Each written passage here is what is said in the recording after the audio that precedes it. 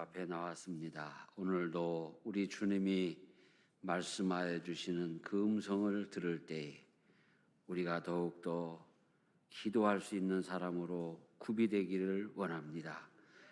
시간 우리 정지명 성도님 11조 예물을 드립니다. 정관영 김구미 권사님 컴패션과 비전원금과 또한 창립주일 감사 예물을 드립니다.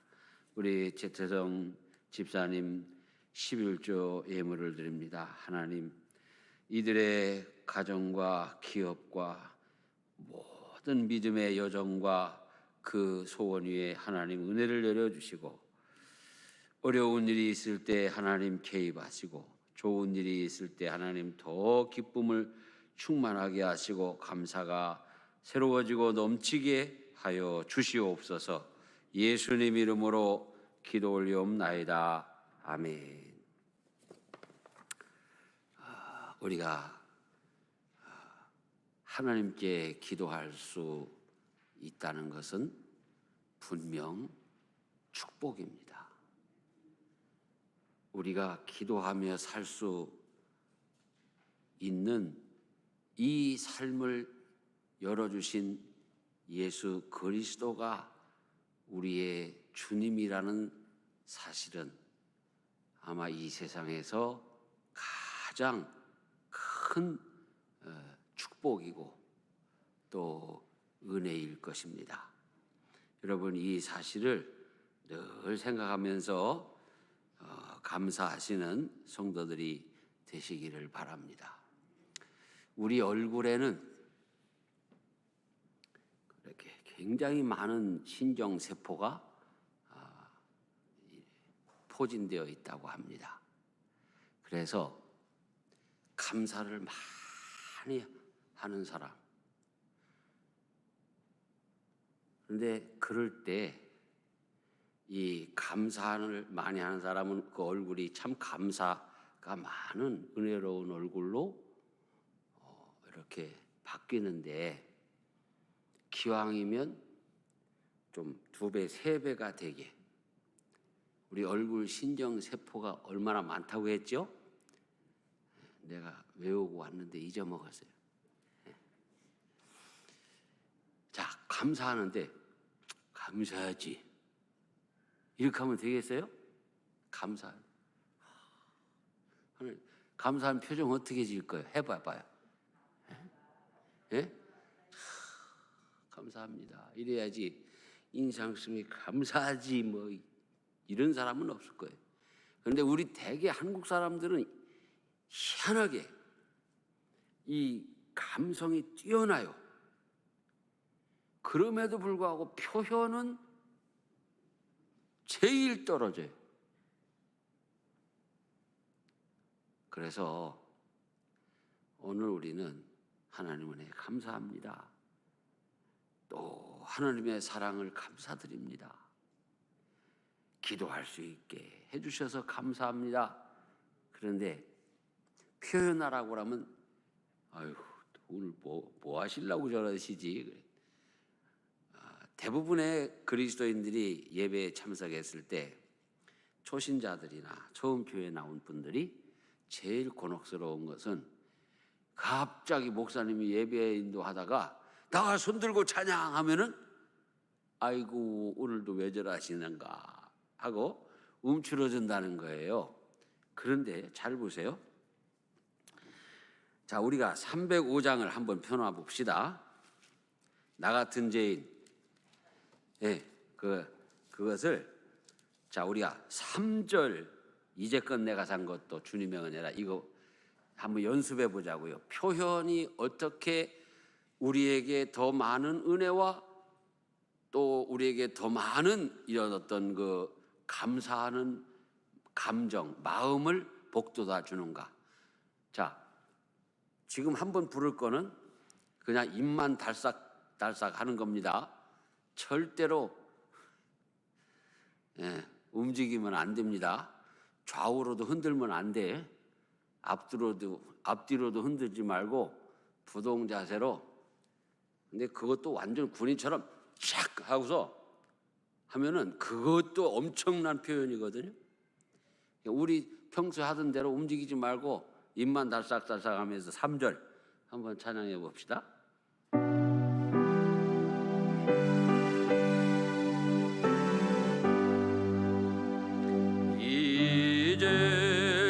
이제껏 내가 산 것도 주님의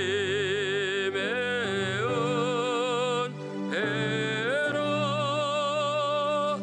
또 나를 장차고 본향에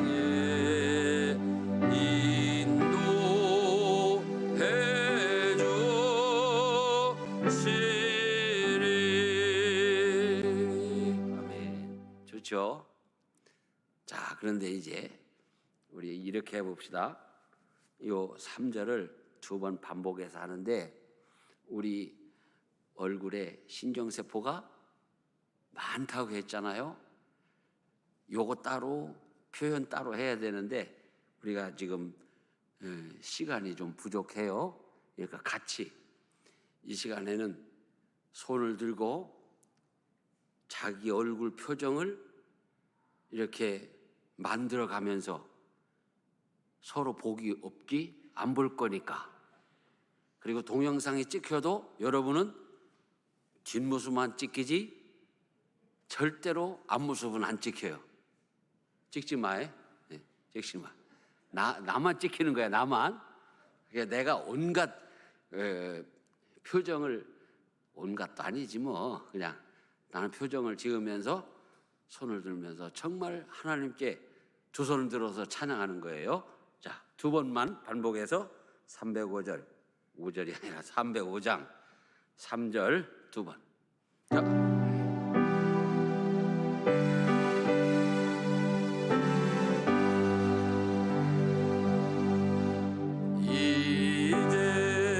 이제껏 내가 산 것도 주님의 은혜라. 또 나를 장차 본향에 인도해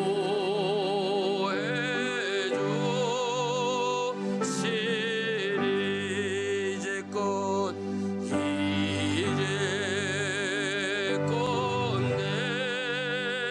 내가 산 것도 주님의 은혜라. 또 나를 장차 본향에 인도해 주시리. 아멘. 자, 이제 여러분에게 한번 물어보겠습니다. 가만히 찬송할 때하고 뭐 손 들고 어떤 표현을 할 때하고 차이가 있습니까? 없습니까? 있죠. 분명히 있습니다. 그렇기 때문에 내가 찬송할 때 가끔 강조하는 게 뭐냐, 이 목에 핏줄이 보이도록 음량을 이렇게 증진시켜라. 그러니까 똑같은 찬양을 해도 나 처음, 그건 성가대가 하는 거고 우리는 그냥 나 처음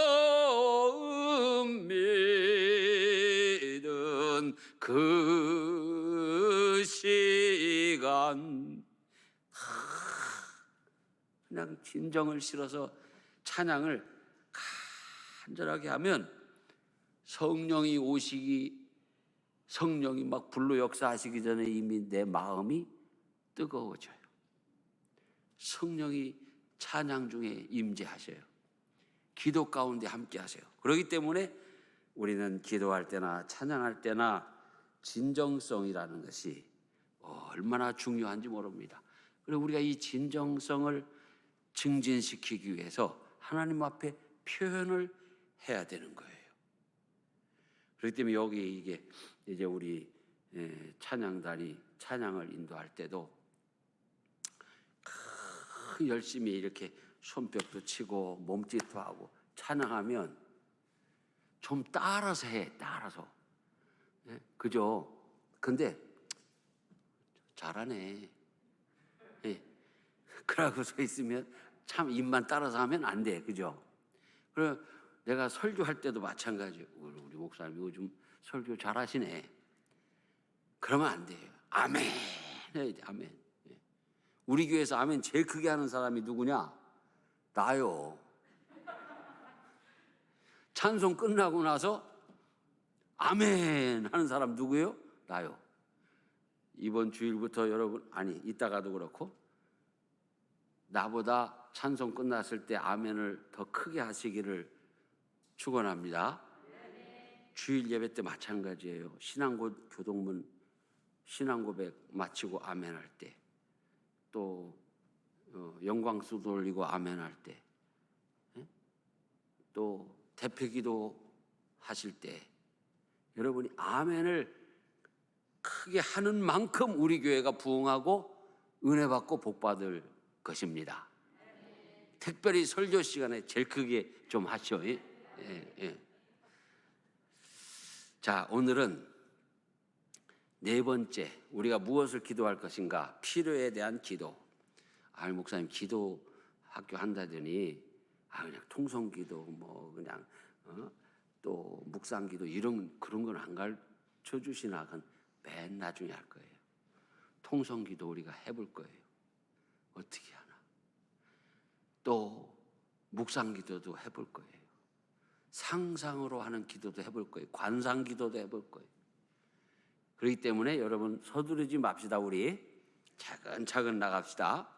네 번째, 기도 필요에 대한 것. 성부 하나님과의 친밀한 관계 안에서 우리의 삶의 모든 필요한 것과 관련된 요구를 할 수 있습니다. 여러분, 우리가 필요에 대한 기도를 할 때는 이게 형식을 갖출 이유가 없지요. 대개 대표 기도일 경우에는 형식을 좀 갖춰야 됩니다. 그렇죠? 대표 기도 이제 나중에 하겠지만 대표 기도는 전체 예배를 위한 기도. 그렇죠? 그다음에 예배에 참여한 모든 회중들이 은혜 받게 해달라는 기도, 또 목사님 말씀에 함께하여 주시옵소서 하는 기도, 또 찬양대의 찬양을 통해서 우리가 하나님 영광 받으시고 은혜 받게 주시옵소서 하는 기도, 이런 예배를 위한 기도예요. 예배 시간에는 예배를 위한 기도를 해야 돼요. 그런데 예배 시간에 대표 기도하라니까 우리가 지금 뭔가 약간씩 핀트가 빗나가는 게 있어요. 뭐냐? 이 사회와 정치 같은 거를 너무 이렇게 깊이 타치하면 문제가 생길까요? 안 생길까요? 생깁니다. 간단하게 어떤 분은 그냥 창세기부터 계시록까지 아는 대로 다 그냥 얘기를 해. 그래서 내가 가끔은, 지금은 뭐 그래,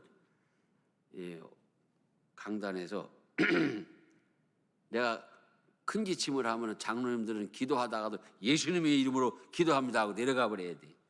근데 눈치도 없이 하는데도 더 열심히 막 그냥 계속 하면 안 돼. 주장님 아시죠? 내가 하면은, 왜냐하면 벌써 기도가 막 시간을 5분, 6분, 7분 뺐잖아요. 그러면 제일 타격받는 사람이 누구예요? 나요 나. 찬양대는 뭐 그냥 빼먹고 할 이유도 없어. 그냥 처음부터 끝까지 다 불러. 그런데 나는 시간에 쫓겨. 요새 교인들은, 우리 교회에는 그런 분 없지만 옛날에 내가 설교를 조금 이렇게 시간을 조금 더 했어요. 옛날에 저쪽 있을 때래. 시계를 그냥 이렇게 보면 되지. 응? 빨리 끝내라 이거요. 나는 장로님이 기도를 오래 해가지고 나는 원고에 있는 건 다 해야 되겠고, 그러니까 갑자기 당황이 돼가지고 막 빼먹으려니까 나도 은혜가 안 되고 성도들도 은혜가 안 되는 거예요. 그죠?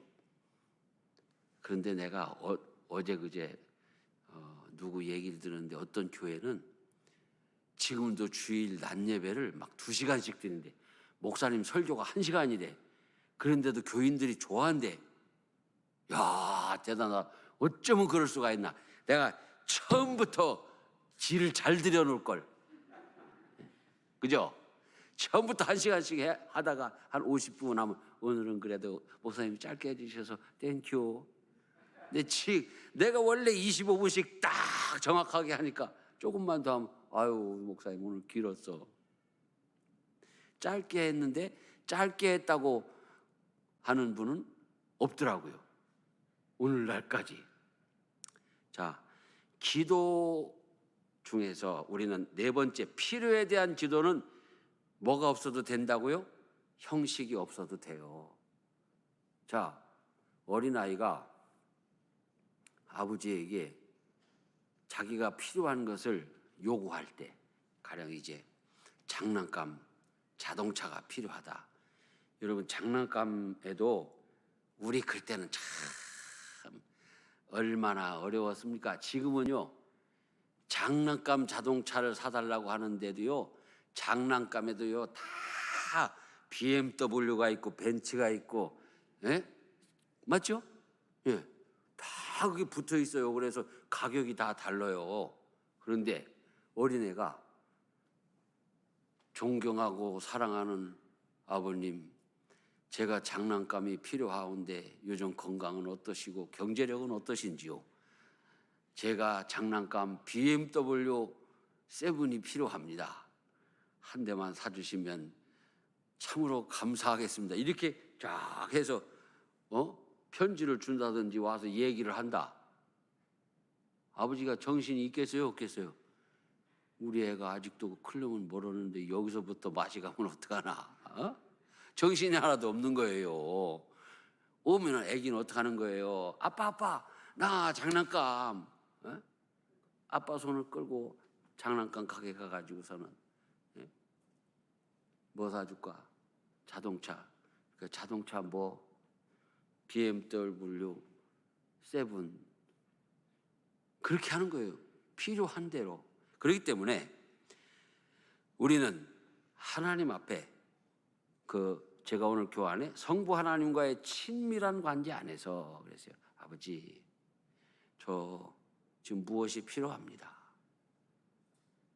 그냥 친밀한 부모님에게 이야기하듯이 하나님께 우리는 우리의 필요를 구할 수 있습니다. 요한복음 16장에 보면 지금까지는 너희가 내 이름으로 아무것도 구하지 아니하였으나 구하라. 그리하면 받으리니 너희 기쁨이 충만하리라. 예수님도 우리가 기도할 때에 일용할 양식을 구하라고 가르쳐 주셨습니다. 이 일용할 양식은 2가지 개념을 가지고 있습니다. 일용할 양식은 모든 필요한 것들의 대명사예요. 자, 어떤 분은 일용할 양식을 구하라고 했으니까 매일매일 먹을 양식만 구하면 되지, 욕심내지 마라 막 하면서 이야기를 하는데 그게 아니에요. 일용할 양식이라는 것은 우리가 필요로 하는 것의 대명사예요. 가령 우리가 필요로 하는 뭐 돈, 우리가 필요로 하는 어떤 그 물건, 정말 어떤 필요로 하는 것을 통칭해서 이야기하는 대명사예요. 그러니까 옛날 옛적에는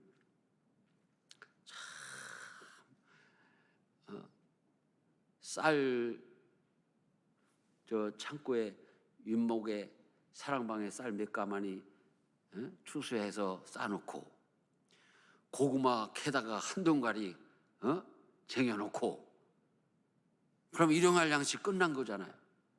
그런 시대도 있었어요. 그러나 지금은 쌀을 갖다가 그냥 방에다 막 가만히 싸놓는 사람이 있어 없어? 없어요. 자동으로 일용할 양식은 자기들이 알아서 지금 잘하고 있어. 그런 식은. 그럼 뭐냐? 우리가 현대를 살면서 필요한 것들이 있어요. 매일매일 필요한 것들이 있어요. 아니, 우리가 하루하루를 살려면 쌀도 있어야 되지만 반찬도 있어야 되고, 우유도 있어야 되고, 치약도 있어야 되고, 칫솔도 있어야 되고, 자동차도 있어야 되고, 자전거도 있어야 되고, 우리가 하루하루를 살기 위해서 필요한 것들이 많아요. 그게 다 이 일용할 양식의 대명사, 그 범주 안에 포함되는 거예요. 자, 여러분은 그 코로나가 한창일 때 마스크 때문에 고생해 보신 적 있으십니까? 나는 마스크 때문에도 기도를 했다니까. 내 평생에 마스크 때문에 기도할 줄은 내가 생각도 못했어요. 그때 얼마나 어려웠어요. 약국가도 막 다 떨어지고. 나도 이 마스크를 사러 약국을 갔다가 발길을 돌린 적이 있어요. 막 기도하면 아버지, 이제 마스크를 못 사면 큰일 나는데 하고 약국을 갔는데 마스크 떨어졌음 딱 써붙여 놓은 거예요. 아이고 주여 어떡하지 하고 다시 교회로 돌아와 가지고 아버지 마스크 주시옵소서. 참, 아니 교인들이 오면은 마스크는 써야 될 건데 뭐 준비 못하고 오는 분들 드려야 될 거 아니에요.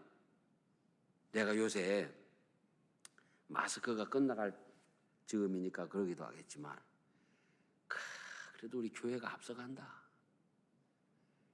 내가 한 번은 병원 갔다가도 쫓겨났어. 왜? 마스크 없다고.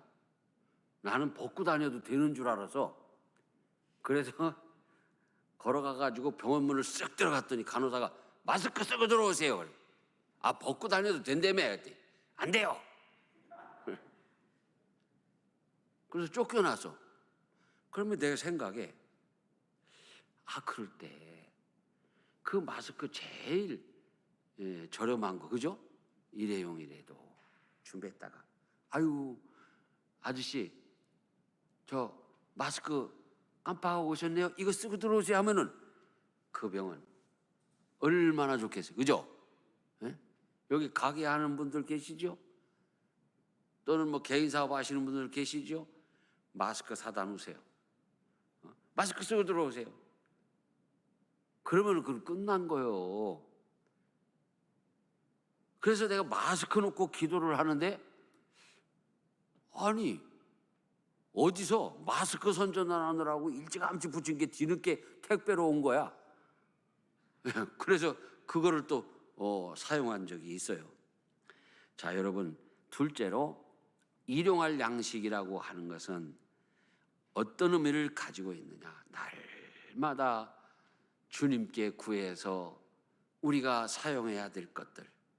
그렇죠? 그래서 날마다 주님을 의지해라. 일용할, 거기에는 날마다 매 시간 순간순간 주님을 의지하라는 귀한 의미가 담겨 있는 거예요. 그래서 우리는 필요에 대한 기도를 하자.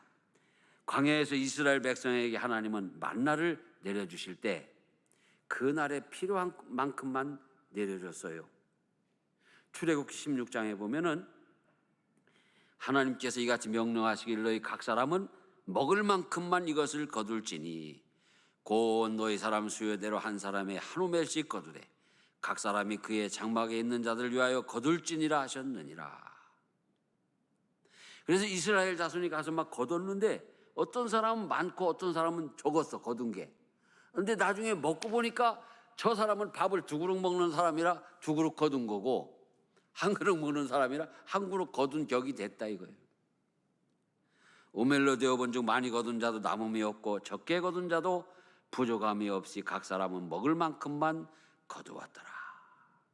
그러니까 여러분, 하나님께서 우리에게 필요한 것을 채워주실 줄 믿고 매일 구해도 됩니다. 매 시간 구해도 됩니다. 필요할 때마다 구해도 됩니다.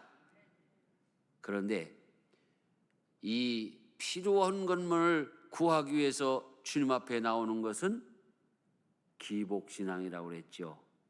그러나 우리는 이미 이 기도학교를 통해서 어떤 것을 기도해야 되는지 배웠습니다. 하나님의 그 구원의 은혜, 십자가의 은총, 부활의 소망에 대한 감사와 하나님을 찬양하는 기도를 해야 된다는 것을 배웠어요.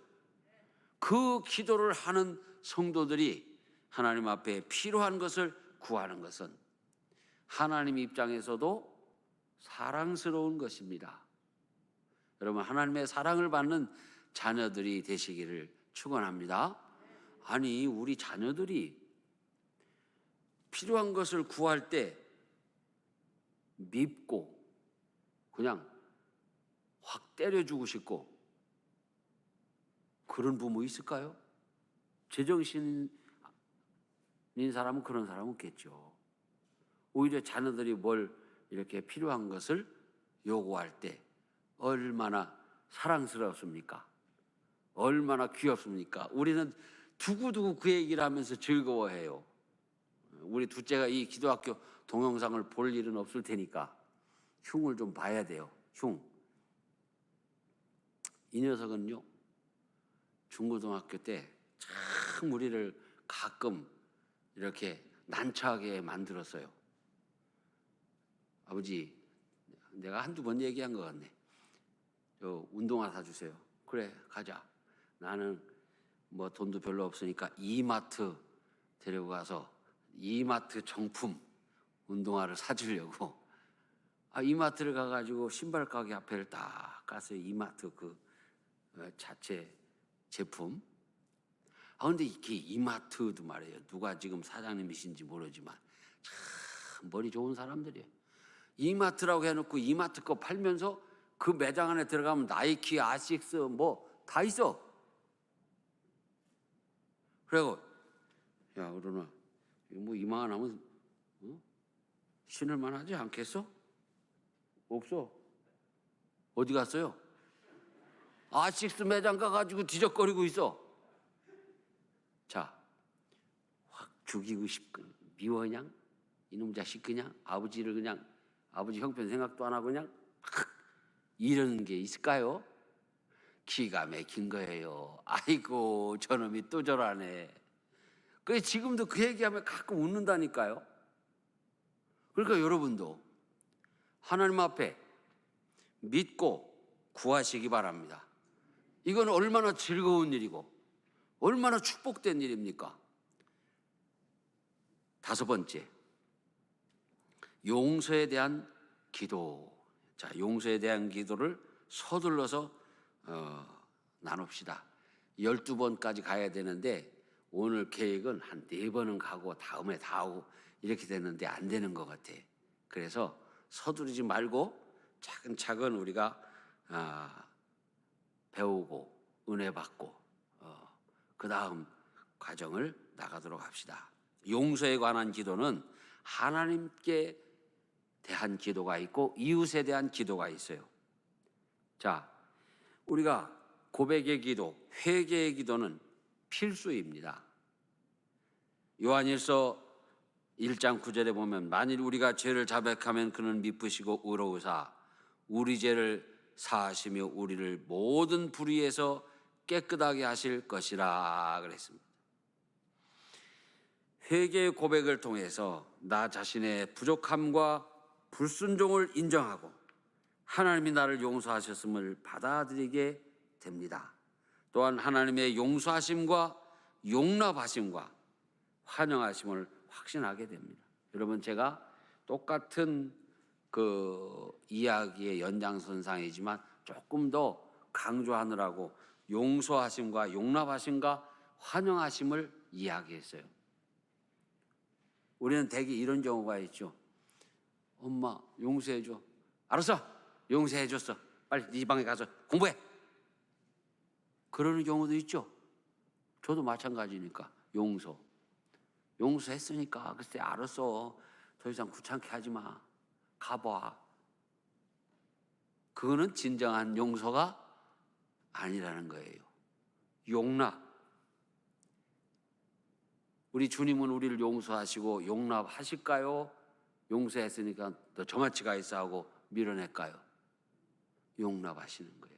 그러니까 우리가 용서한다 할 때는 이렇게 안아주는 용서했으면 용납. 그래, 얼마나 마음이 불편하고 어려웠니? 밥을 먹었니? 눈물이 나는 순간이 바로 그 순간이잖아요. 그죠? 얼마나 어려웠니 마음이? 그래, 밥을 먹었니? 용납해야 돼. 용납. 요새 나는 참 요새 목사님들하고 서로 그냥 카톡 스티커 사서 모으기 경쟁을 하는 것 같아. 그냥 어떻게 이렇게 스티커들이 재밌게 잘 나와요. 그죠? 우리 기도연대나 기도학교 카톡방에도 그렇고 성도들이 가끔 보내, 그 스티커를. 그 스티커 그냥 생각 없이 아무거나 날리는 거 아니요. 예? 엄청 고민하며 요걸 찍을까 저걸 찍을까. 그래가지고 어떤 분에게는 이걸 보내고, 근데 어떤 분은 막 어렵다고 기도하면 막 이렇게 해주고, 예? 포옹하는 거죠. 어떤 분은 막 힘내. 요새 힘내 많이 받았지 나한테 강권사님. 힘내 스티커. 그게 내가 기도하면서 보내는 거예요. 아주 좋아요. 그래서 이제 우리가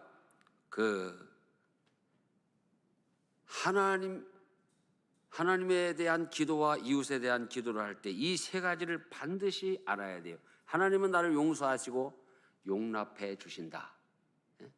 받아들여 주신다 이거예요. 탕자가 다 탕진하고 허랑방탕하다 아버지의 집에 왔어요. 그런데 아버지가 멀리서 바라보다가 저놈 자식 다 털어먹고 오네. 아이고 저걸 어떡하나. 올 때까지 기다렸다가 용서해 주세요. 그럼 알았어. 그렇게 하면 진정한 용서가 아니잖아요. 아버지 어떻게 했어요? 뛰어갔어요. 멀리 산거가 먼데 아들인 것을 알아보고 아버지 용서해 주시옵소서 하기 전에 가서 끌어안았어요. 그러니까 이 탕자가 아버지께 무릎 꿇고 빌었어요. 그때 이 아버지는 얘야 살았다 막 그냥 용납하는 거예요. 그 다음에 뭘 했어요? 환영을 했잖아요. 환영식. 그 탕자를 둘째를 데리고 집에 들어가서 소를 잡고 동네 사람을 초청해서 막 잔치를 하는 거예요. 그러니까 첫째가 들에서 일을 하다가 돌아오면서 이 사실을 알고 열받아가지고 아버지한테 대들잖아요. 그때 아버지가 뭐라고 그랬어요? 야, 너는 이게 다 내 건데 네 맘대로 해도 되는 거야. 뭐 이렇게 열받을 거 없어. 그러잖아요. 그 한마디에 큰아들도 열이 가라앉았을까요? 더 생겼을까요? 가라앉았지. 가령 소가 100마리 중에 한 마리 잡아서 둘째 동생 환영하는데 아버지가 공식적으로 아니 이건 다 내 거야, 내 거. 자, 여러분, 우리는 어떤 때는 탕자가 되기도 하고 어떤 때는 첫째가 되기도 하죠. 우리가 첫째 입장에 있을 때는 무조건 용서하고 용납하고 환영하는 데까지 가야 되겠습니다. 환영. 자, 용서했어요. 용납했어요. 괜찮아. 아유, 했어. 네. 거기서 끝나면 안 된다 이거예요. 우리 아이들을 예를 들어서요. 그래서 아이를 용서해주고 용납해서 방에 들어가서 쉬어. 근데 그걸로 끝날 수도 있지만 어떻게 하는 게 좋겠어요? 환영.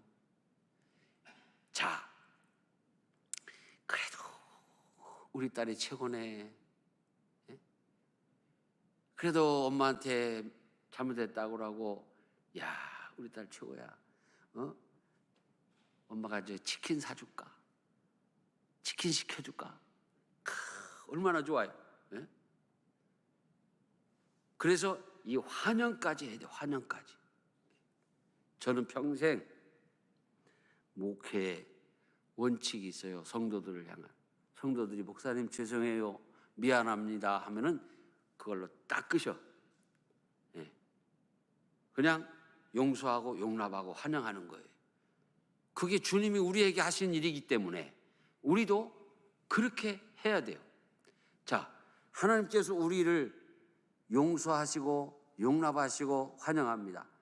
그런 걸 우리는 반드시 우리가 하나님께 용서해 달라는 기도를 드려야 되고, 동시에 하나님이 우리를 용서하시고 용납하시고 환영하시는 것을 믿어야 돼요. 자, 우리가 주일날 예배당에 들어올 때, 아니 오늘 수요일 이제 우리 기도학교 이제 집회인데 저 문 앞에서 아우 나 오늘 이 수요 집회 들어가도 될까 말까, 들어갈까 말까, 하나님이 나를 받아주실까? 그러다 온 사람이 있어요, 없어요? 없지.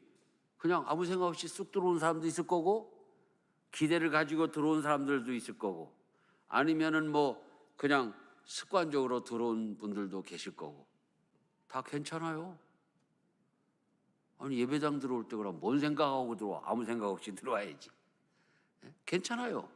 습관적으로 들어오는 거 괜찮아요. 우리가 기도하는 거 습관 들여야죠. 예배 드리는 거 습관 들여야죠. 말씀 있는 거 습관 들여야죠. 습관적으로 들어와도 괜찮아요. 고민하며 들어와도 괜찮아요. 일단 들어왔으면 되는 거예요. 그런데 우리가 여러 가지로 하나님 앞에 실수하고 범죄하고 불충하게 살 수밖에 없는 그런 때가 있잖아요. 늘 충성될 수는, 그러면 좋겠지만 늘 충성될 수는 없어요. 목사인 나도 마찬가지예요. 늘 충성, 넘어지면 일어나고 쓰러지면 또 일어나고 그러면서 계속 가는 거예요. 솔직히 어떤 때는요, 아우 이쯤에서 목회 마무리하고 어디 조용한 한 밑으로 가버릴까, 가서 그냥 저 고구마 농사나 치며 살아볼까, 그런 생각이 안 드는 거 아니에요. 그런데 아니지, 지금 내가 그만두면 이게 옛날 어른들 말 맞다나 죽도 밥도 안 되지. 내가 나의 달려갈 길을 다 가야지. 사도 바울의 그 마음을 읽어보는 거예요. 나의 달려갈 길을, 표대를 향하여서 달려가야 된다. 달려가서 거기서 죽는 한 있어도 거기까지 가서 죽자. 그래서 하나님 앞에 나올 때 여러분 망설이지 마시기를 바랍니다. 용서해달라고 기도하셨으면은 하나님이 우리를 이제 용납하셨음을 확신하시기 바랍니다. 그리고 우리가 주님 앞에 나올 때 환영하고 계신다. 사랑하는 자녀가 실수했다가 죄송하다고 할 때 얼마나 사랑스럽습니까? 어머니 품에 파고 들어오는 게 얼마나 사랑스럽습니까? 그렇기 때문에 우리는 하나님의 그 사랑을 확신해야 됩니다. 로마서 5장 8절을 여러분들이 읽어보시기 바랍니다. 주님도 주님 가르친 기도를 통하여서 우리가 우리에게 죄 지은 자를 사하여 준 것 같이 우리 죄를 사하여 주옵소서, 그 기도를 가르쳤어요. 그래서 이번에는 이제 이웃에 대한 기도예요. 이 용서의 기도. 하나님께 대한 기도는 나를 용서해 달라고 하고 기도하고, 그 다음에 그 기도의 완성은 어디까지예요? 대개 우리는 용서해 달라고 한 것까지가 기도인 줄 알아요. 근데 아니에요. 용서해 주세요 하고서 용서해 주신 것을, 주님이 나를 용납해 주시고 환영해 주시는 것을 확신하는 데까지가 기도예요. 그리고 돌이키는 거예요. 그게 기도예요. 그다음에 이웃에 대해서는 우리가 다른 사람의 죄를 용서하지 않으면 안 된다는 뜻입니다. 그랬어요. 그것은 완벽한 조건이 아닙니다. 그랬어요. 대개 우리는 제2 기도를 완벽한 조건으로 이해를 해요. 주님 가르친 기도를 들을 때 우리가 다른 사람의 죄를 용서하지 않으면 주님도 우리의 죄를 용서하지 않으신다. 그렇게 이해하고 계신가요? 그렇죠? 대개 그렇게 이해하고 있지 않습니까? 우리도 다른 사람의 죄를 용서해야 우리도 주님도 우리의 죄를 용서하신다. 조건부. 지금 우리가 다 조건부로 이해하고 있잖아요. 그리고 오늘 그리스도인들이 신앙생활의 모든 면에 있어서 조건부를 너무 많이 갖다 놨어요. 왜 그러느냐? 옛날 목사님들이 하도 교인들이 뺀질거리니까 조건을 걸어놓은 거예요. 꼼짝 못하게. 근데 조건이 아니에요. 자, 조건 걸어놓은 거 많아요. 11조 안 하면 지옥 간다, 천국 못 간다. 11조 해야 천국 간다.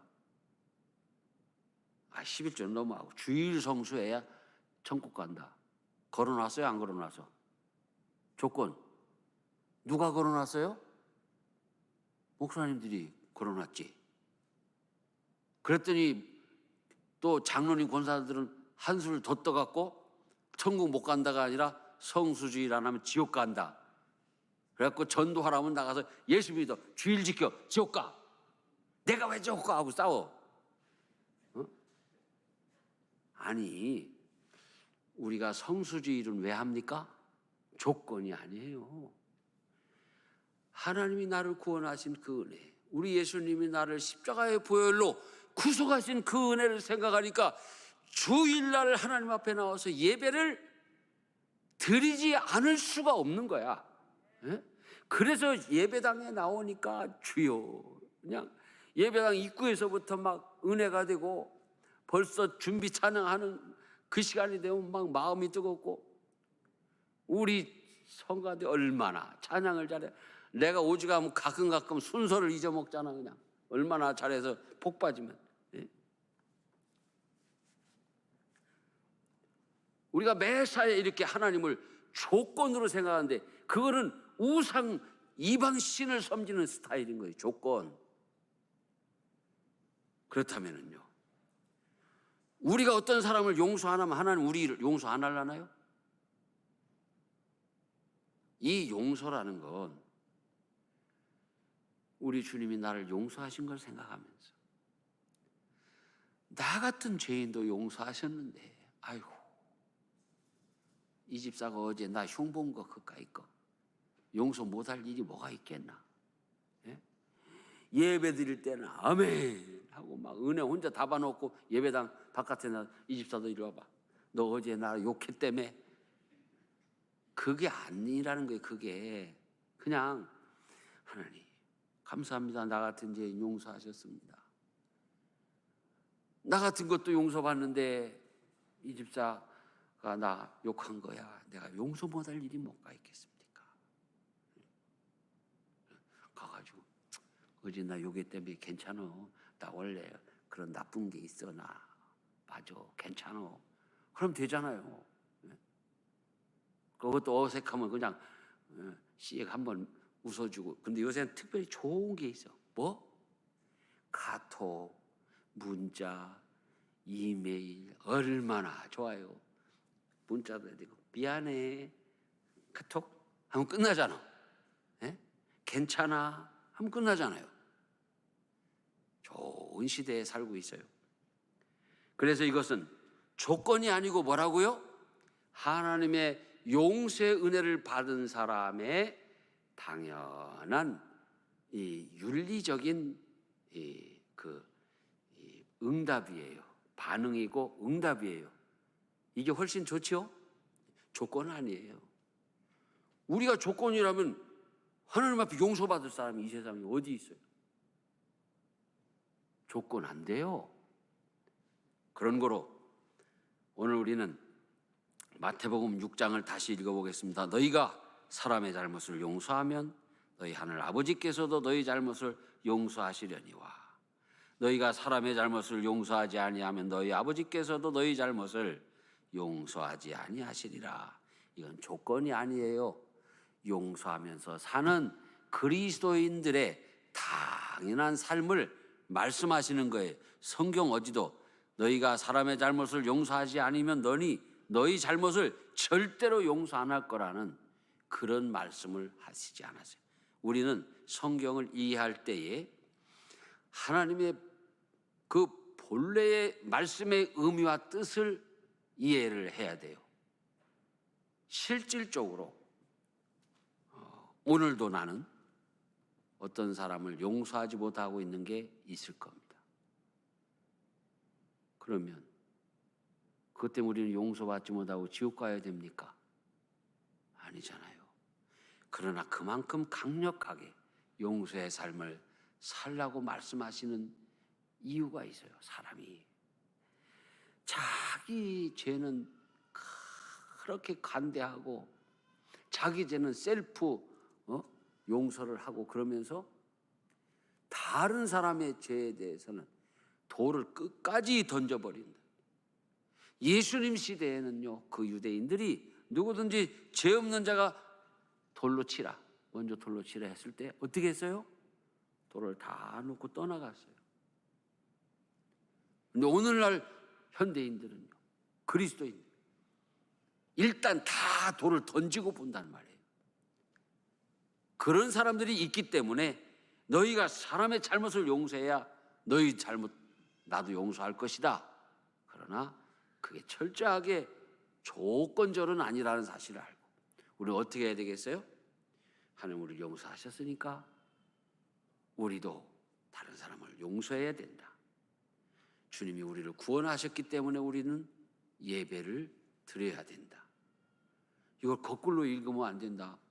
정말입니다. 우리가 예배를 드려야 구원을 받는다. 맞죠? 그런데 예배를 한 번이라도 빠지면 구원을 못 받는다. 맞아요? 아니잖아요. 그런 거로 항상 우리는 오직 뭐예요? 은혜. 하나님의 은혜예요. 하나님 날 용서하셨기 때문에 우리도 다른 사람들을 용서하자. 그러면서 하나님께 왜냐하면 그 다음에 또 용서받을 게 생기거든. 우리가 내일 용서받을 거 생길까요? 안 생길까요? 생길 수 있습니다. 그래서 오늘은 이제 우리가 우리의 필요에 대해서 또 용서에 대해서 어떻게 기도할 것인가를 우리가 공부를 했습니다. 이 시간은 우리 280장 내가 찬송을 어떻게 하라고 그랬어요? 성심껏 표정을 가지고 아니 너는 왜 이렇게 은혜로운 찬송을 하면서 그걸 무표정하고 그냥 기쁜데 슬픈 표정하고 찬양하고 그러면 안 된다. 손을 들 수도 있고 내 가슴에 손을 댈 수도 있고 여러분 한 가지씩만 해보시기 바랍니다. 손 들기가 쑥스러우면 가슴에 손을 얹기 싫으면 그것도 쑥스러우면 그냥 요 밑에다가 안 보이게 해도 되고 280장 찬송하시고 오늘 용서에 대한 기도 하나님 아버지 저를 용서해 주신 걸 감사합니다. 저도 용서하겠습니다. 누구를 향해서 한 사람만 기억해 봅시다. 저도 그렇게 할 거예요. 그런데 그 기도할 때 이렇게 얼버무려야 돼요. 내가 오늘 이 길동을 용서하겠습니다. 그러면 우리가 기도하다가 이 길동 용서할 일이 있었나? 다른 옆 사람이 시험에 들으니까 한국 방언으로 용서에 대한 하나님 아버지 저의 죄를 용서해 주시옵소서. 나를 용서하시고 용납해 주시고 환영해 주시는 것을 믿습니다. 저도 오늘 누구를 용서하겠습니다. 가까이 있는데 갑자기 김미강 권사님이 정종분을 용서하겠습니다. 그러면 이거 기도 안 되는 거야. 그러니까 이렇게 약간 얼버무려서 용서에 대한 기도를 구체적으로 한번 해보시고, 그다음 필요에 대한 기도는 여러분이 한 3가지만 한번, 많이 하지 말지. 이게 짧게 할 거니까 시간이 많이 가서 나도 3가지만 할 거예요. 첫째, 목회 마치는 날까지 말씀의 은사를 더하여 주시옵소서. 좋은 일꾼들을 채워 주시옵소서. 셋째, 하나님 나 돈 좀 많이 주십시오. 나도 돈 좀 달라고 기도할 거예요. 왜? 또 물건이 있어야 우리가 선조도 하고 구제도 하고 하니까. 자, 280장 찬송 부르고 그 기도하고서 우리가 이제 정리를 하겠습니다.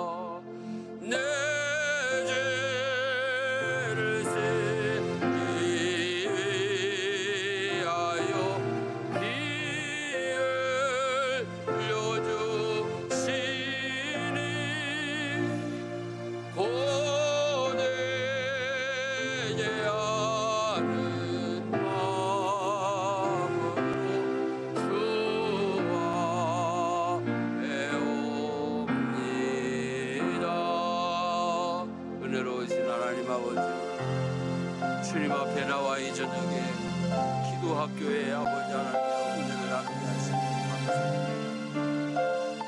하나님 아버지, 높은 보좌를 쓰고 나쁜 아들이 있다고 인간으로 오셔서 나 같은 죄인을 아버지 하나님이여 용서하시고 용납하시고 환영하신 것을 감사드립니다. 내가 넘어지고 쓰러지고 죄 가운데 마저 헤매이다가 주님 앞에 다시 와서 하나님은 수없이 나를 용서하시고 환영하여 주신 것을 진심으로 감사드립니다. 앞으로도 내가 무슨 일이 있어서 아버지 하나님여 넘어지고 쓰러졌다 일어나니 용서하시고 용납하시고 환영하여 주실 것을 믿습니다. 하나님 아버지,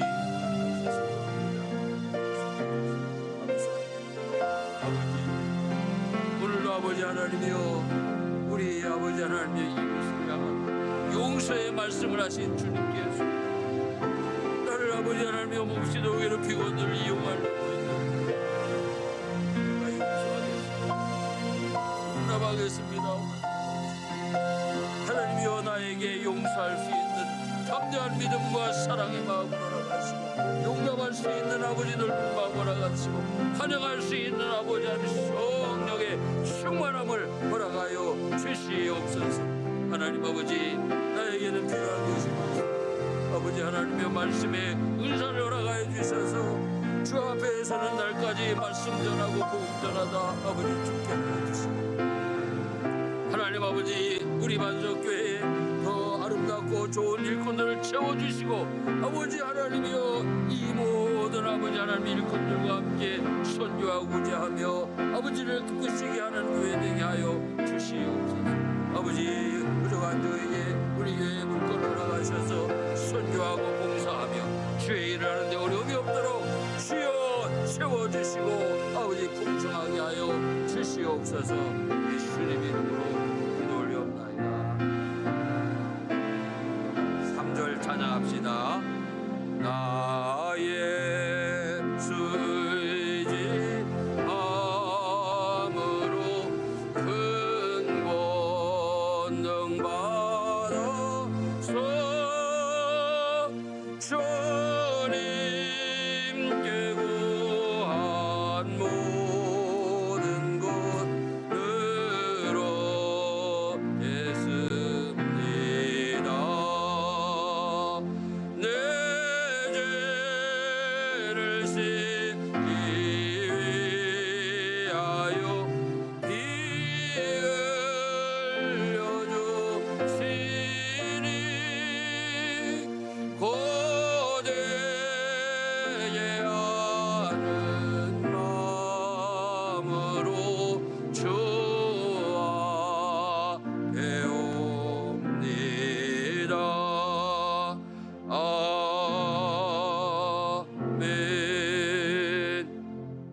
하늘에 계신 우리 아버지, 아버지의 이름을 거룩하게 하시며 아버지의 나라가 오게 하시며 아버지의 뜻이 하늘에서와 같이 땅에서도 이루어지게 하소서. 오늘 우리에게 일용할 양식을 주시고 우리가 우리에게 잘못한 사람을 용서해 준 것 같이 우리 죄를 용서하여 주시고 우리를 시험에 빠지지 않게 하시고 악에서 구하소서. 나라와 권능과 영광이 영원히 아버지의 것입니다. 아멘.